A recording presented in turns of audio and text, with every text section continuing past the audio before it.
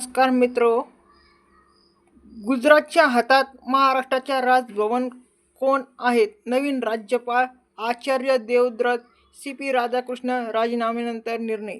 तर बघूया आपण व्हिडिओमध्ये. व्हिडिओ बघण्याआधी व्हिडिओला लाईक आणि सबस्क्राईब करा.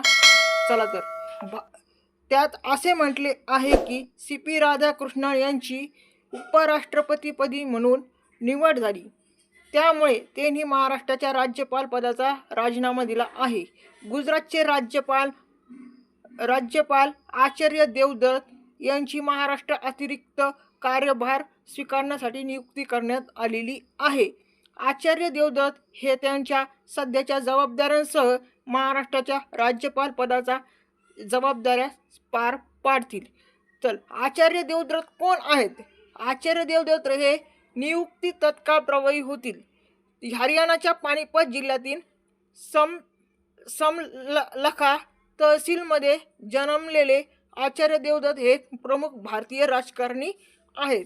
ते 2019 पासून गुजरातचे 20वे राज्यपाल म्हणून काम करत आहेत. याआधी ते 2015 ते 2019 पर्यंत हिमाचल प्रदेशाचे राज्यपाल होते. आता महाराष्ट्राचे राज्यपाल म्हणून आचार्य देवव्रत यांची निवड करण्यात आलेली आहे. व्हिडिओ आवडल्यास लाईक आणि सबस्क्राईब करा. धन्यवाद.